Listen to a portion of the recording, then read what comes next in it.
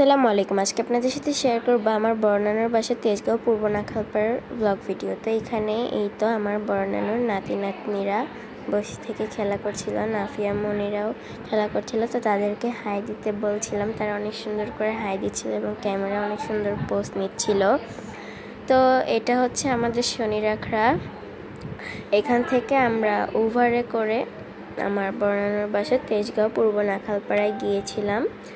এটা হচ্ছে Shanir Akhra bus stand. এই বাস স্ট্যান্ড থেকে আমরা এই যে উবার কারে করে গিয়েছিলাম আমার বড় বাসায়। বেশিক্ষণ সময় লাগেনি, প্রায় 1 ঘন্টার মতো সময় লেগেছে। এই ঢাকা বিশ্ববিদ্যালয় আর শাহবাগের দিকে একটু জ্যাম পড়েছিল, তাই একটু দেরি হয়েছে। তাছাড়া ফুল রাস্তা ক্লিয়ার ছিল। এই যে ঢাকা বিশ্ববিদ্যালয় মেট্রো স্টেশনের নিচ দিয়ে আমরা এখন যাচ্ছি।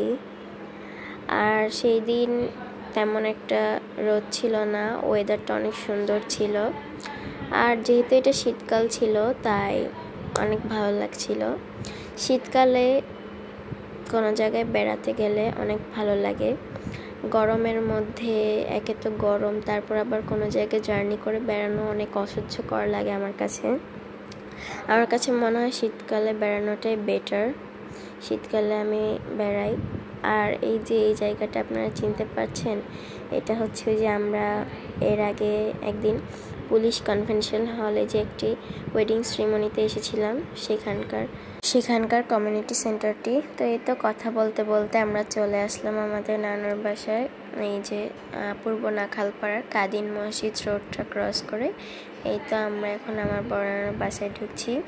তো আজকে দুপুরে ছিল চাইনিজ সবজি, গরুর বট, সালাদ, লেবু, মুরগির মাংস, চিংড়ি মাছ ভুনা, চিকেন ফ্রাই, আর ছিল একটা পেঁপে আলু দিয়ে তরকারি, আর ছিল রাইস পোলাও। তো আমরা সব কিছু খাওয়া দাওয়া শেষ করে আমার নানুর সেই সুন্দর রান্নাঘরটা দেখছিলাম। আমার নানুর রান্নাঘরটা অনেক আদিম যুগের রান্নাঘর হলেও কত সুন্দর পরিষ্কার পরিচ্ছন্ন, দেখতেই পাচ্ছেন। আমার নানুর বাসাটি অনেক আগের, এটি অনেক আদিম যুগের একটা বাসা পূর্ব নাখালপাড়ার। এটা আমার নানুদের নিজস্ব বাসা। দেখুন কত নিট অ্যান্ড ক্লিন। আমার নানুর বাসায় আসলে শুধু রান্নাঘরের দিকে তাকিয়ে থাকতে ইচ্ছে করে, এত সুন্দর লাগে।